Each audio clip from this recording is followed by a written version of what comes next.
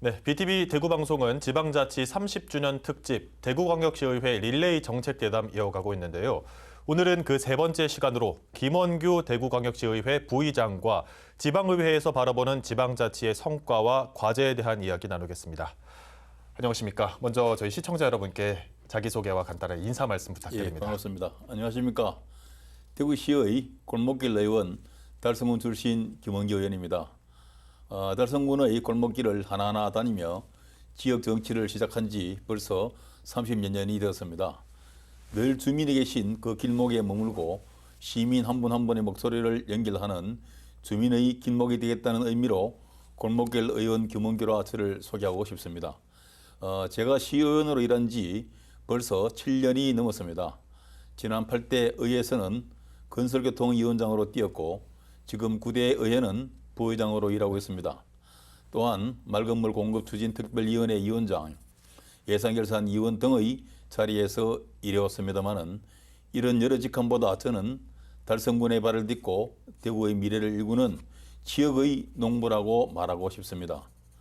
농부가 계절마다 땅을 여 밭을 일구고 묵묵히 걸음을 주듯이 저도 고향 달성군과 대구시에 씨를 뿌리고 결실을 맺기까지 한 걸음 한 걸음 성실히 걸어왔습니다. 항상 낮은 자세로 주민들께 헌신하자는 의정 철학으로 하루도 빠지지 않고 의회에 나가 현안을 살피고 있으니 시청자들께서도 저희 의정에 많은 관심과 응원 보내주시기를 부탁드립니다. 네, 지방자치 제도가 완전히 부활한 지가 이제 꼭 30년이 됐습니다. 지역 주민을 가장 가까이서 지역의 농부로서 활동하시면서 지방자치 30년을 맞는 감회가 남다르실 것 같은데요. 그 감회 어떠십니까? 예, 지방자치가 부활하기 전에 우리 시장, 구청장 같은 단체장은 중앙정부가 임명했습니다. 네. 당연히 정책이 지역 사정과 멀 수밖에 없었습니다. 지난 30년은 이 중앙 중심의 정책을 지방으로 끌고 내려오는 과정이었습니다. 구체적으로 과거에는 교육이나 복지, 도시계획 등 주요 정책을 중앙정부에서 결정하면 지방자치단체는 그 정책에 따라 행정사무를 대행하는 기관이 지나지 않았습니다. 하지만 주민들께서 목소리를 내주신 덕분에 지방자치제도가 본격 부활하고 이제는 우리가 우리의 일을 정할 수 있게 된 것입니다. 그래서 지난 지방자치 30년은 마침내 주민이 자치의 주체가 된 시기라 할 수 있습니다. 네. 지방자치는 우리 지역을 모르는 누군가에 맡기는 것이 아니라 바로 내 손으로 만들어갈 기회인 것이고 삶을 바꾸는 결정을 할 수 있는 권한인 것입니다. 무엇보다 주민들께서 지역 정치에 관심을 가져주신 덕분에 이제 지역이 스스로의 미래를 기획하는 주체로 자리매김했다고 생각합니다. 네. 예. 지역 주민의 손으로 지역의 미래를 결정하는 시대가 이 지방자치 시대가 아닐까 싶은데요. 또 지역구가 달성군이신데 마침 올해가 또 달성군 대구시 편입 30주년입니다. 대구시의회 부의장으로서 대구시 전체는 물론이고 또 달성군 발전을 위해서도 힘써 주셨는데요. 농민수당 도입 촉구 등 의정 활동을 통해서 많은 노력을 하셨습니다. 어떤 활동을 해오셨는지 한번 소개 부탁드립니다. 예. 그럼 저는 제가 그 달성군 출신 시의원이라는 점을 정말 자랑스럽고 뿌듯하게 생각합니다. 네. 달성군은 지금 전국적으로 모범적인 도농복합지역으로 성장했습니다. 다른 지역에서도 달성군의 발전을 모델로 삼고 싶다고 제게 문의도 많이 오고 있습니다. 저는 제 고향인 달성군을 향한 애정을 감추지 않습니다. 지역을 위해서라면 주민분들과 함께 정부와 대구시를 설득하고 때로는 싸우기도 하면서 필요한 사업과 예산을 확보해 왔습니다. 특히 도시개발 및 정비조례 같은 지역개발 규정을 개정했고 예산철마다 필요한 사업을 점검하고 조력했습니다. 그 결과로 제2국가산업단지를 유치하는 데 성공할 수 있었고 네. 주민분들의 협력에 힘입어 국가 로봇 테스트필드와 모빌리티 특화단지가 들어설 기틀을 마련하는 데도 성공했습니다. 작지 않은 성과인데 주민들께서 애써주지 않으셨으면 이런 결과는 어려웠을 겁니다. 이런 점에서 우리 지역이 무척 자랑스럽습니다.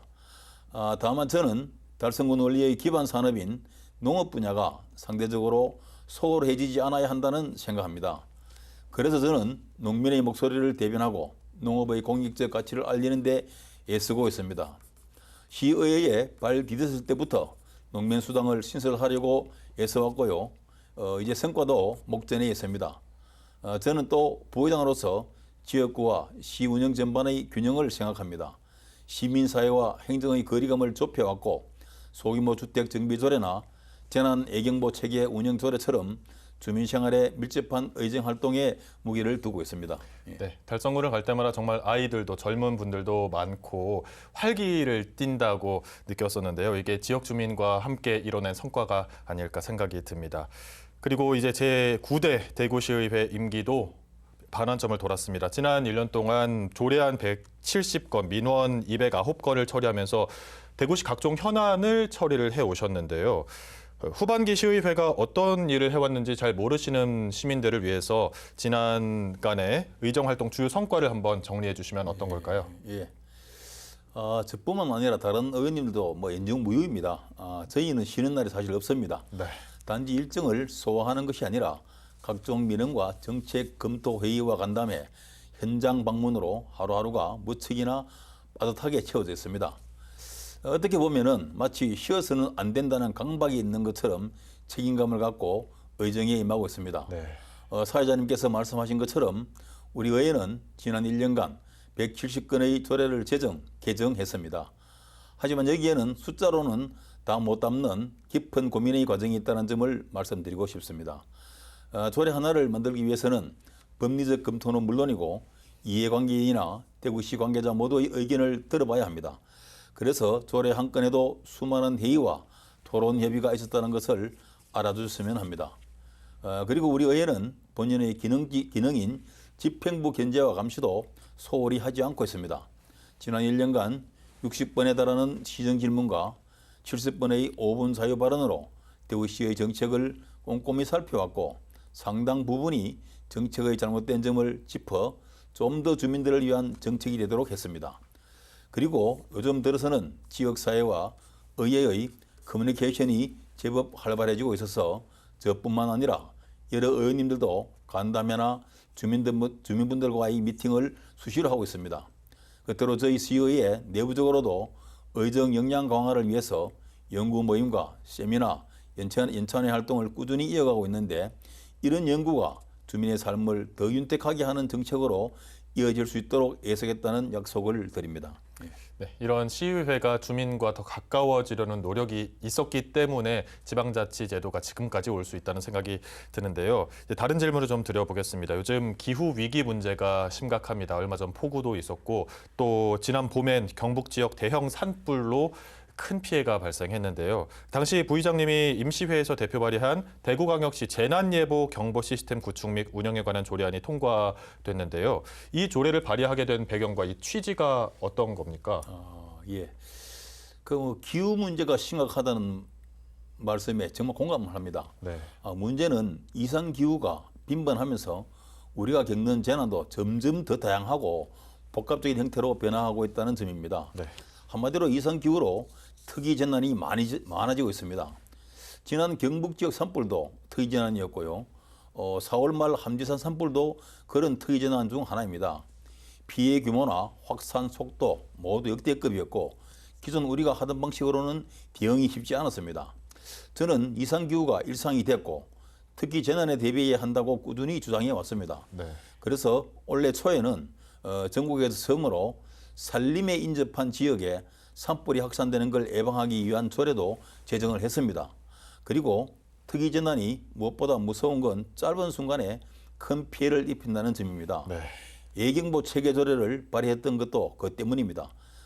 저는 재난은 반복될 수 있지만 피해는 반복되지 않도록 해야 한다는 신념을 갖고 있습니다. 따라서 재난을 예측할 수는 없지만 발생하면 신속하게 주민들께 전파해서 시민의 생명과 재산을 보호하자는 취지에서 예경보 조례를 발의했습니다.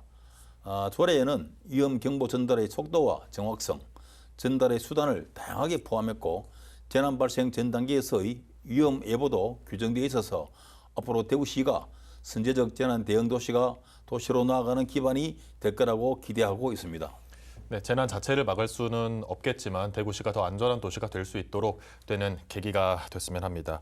또 대구시의회 의원 구성이 세대별로 다양한데요. 부의장으로서 젊은 의원들이 더 성장할 수 있도록 이끌고 도움을 주고 계신 걸로 알고 있습니다. 우리 후배 세대 의원들과의 소통은 어떻게 이어가고 있으십니까? 세대별로 다양한 의원들이 함께 활동하고 있는 점은 우리 대구시의회가 지닌 큰 강점이자 자랑거리입니다. 네. 실제로 나이뿐만 아니라 다양한 배경과 경험을 가진 의원님들이 의정 활동을 하고 있고 서로의 다른 관점을 비교하며 정책에 대한 좀 더 입체적인 접근을 시도하고 있습니다. 저 또한 부의장으로서 우리 후세대의 의원님들의 의정 활동에는 특히 큰 관심과 후원을 보내고 있습니다. 공식적인 회의 자리뿐 아니라 사적인 만남이나 간담회 자리에서도 의견을 경청하고 필요한 경우 조언이나 도움을 드리려고 늘 마음을 열고 있습니다. 다만 저는 이들을 단순히 후배로만 여기지는 않습니다. 네. 모두 한 명의 의원으로서 시민의 대표인 만큼 저는 그들을 후배보다는 동료 의원으로 대하려 노력합니다. 시대가 빠르게 변하면서 젊은 의원님들의 감각이 현장에 더 가까운 경우도 많거든요. 중요한 건 우리 의원들이 교류와 화합이 단지 화목한 분위기로 그치서는 안 된다는 점입니다. 우리 목표는 언제나 주민입니다. 서로 다른 세대가 함께 의정활동을 펼치는 것도 주민을 위한 더 나은, 더 좋은 정책을 만들기 위함입니다. 그래서 후세대 의원님들의 신선한 아이디어와 열정에는 항상 주민을 앞에 두어야 한다는 당부를 자주 드리는 편입니다. 그게 지역 정치인으로서의 성장이고 초심을 잃지 않고 오랫동안 겸손하게 일할 수 있는 방법이라고 생각합니다. 앞으로도 세대 간의 벽을 허물어서 이런 다양성이 곧 우리 의회의 경쟁력이 되도록 가교 역할을 충실히 해나가겠다는 말씀을 드립니다. 네, 이렇게 함께 소통하는 분위기 속에서 대구의 미래가 더 밝아질 텐데요. 또 부의장님 지역구인 달성군 이성거구가 대구의 미래 먹거리를 책임질 국가산단이 있는 곳입니다. 기업 유치와 입주기업 지원을 위해서 다양한 노력을 하고 계신데요. 대구시의회에서도 많은 일을 하고 있는데 그래도 좀 부족하거나 아쉽다고 생각하는 점이 있는지 좀 궁금합니다. 우리 사회가 지속 가능하게 발전하려면 상생의 문제를 해결해야 합니다. 특히 대규모 개발이나 산업시설이 들어서는 지역에서 개발과 성장 못지않게 주민과의 공존, 환경과의 균형이 매우 중요합니다. 예컨대 울진 원자력 단지나 포항 제철 단지만 봐도 민가와 인접한 지역은 일반적인 환경 기준보다 엄격하게 위해 물질을 관리하고 있습니다. 그만큼 인근 지역과 상생하기 위한 노력을 많이 한다는 것이죠. 이런 측면에서 저는 대구시의 대응에 조금 아쉬운 부분이 있습니다. 작년 11월 국가산단 주변으로 벤젠이 검출됐을 때도 그게 비록 소량이기는 하지만 대구시는 기준치 이하라는 해명을 하는 데 그쳤습니다. 그런 해명보다는 적극적인 상생의 액션이 필요합니다. 안전하다는 말보다는 정말로 믿을 수 있도록 해야 합니다. 사회자님께서도 말씀하신 것처럼 달성 제2선거구는 대구의 미래 먹거리 산업을 책임지는 곳입니다. 상생은 산업단지 근로자들을 위한 일이기도 하거든요. 그래서 저는 환경적과 경제적 상생을 실현할 수 있는 프로젝트를 구성해 왔습니다. 예를 들어 산단 주변의 환경 개선을 위한 예산을 확보하거나 산단으로 인한 부가가치가 지역에 환원될 수 있도록 하는 제도적 장치도 대구시와 함께 고민하고 있습니다. 앞으로도 국가산단이 지역의 자랑으로서 시민의 신뢰 속에 운영될 수 있도록 감시와 지원이라는 두 역할을 균형 있게 수행해 나가겠습니다. 네. 마지막으로 남은 임기 동안 어떤 각오로 임하실 건지 마지막 인사 말씀과 함께 부탁드립니다. 앞서 시작할 때 저를 골목길 의원이라고 소개해드렸습니다. 저희 지역 정치 30년의 골목길에는 언제나 주민 여러분이 계셨습니다. 그래서 저는 앞으로도 주민을 찾아 골목을 헤매겠습니다. 목소리가 큰 사람보다 목소리 내지 못하는 사람을 찾겠습니다. 앞으로도 많은 관심 부탁을 드립니다. 감사합니다. 감사합니다. 서로 조화를 이루고 화합하는 대구시의회를 만들기 위해서는 자기만을 내세우지 않으면서 묵묵히 동료를 먼저 배려하는 리더십이 필요합니다. 오늘 대담을 통해 대구시의회에서는 김원규 부의장이 그런 역할과 리더십을 보여주고 있다는 걸 확인할 수 있었는데요.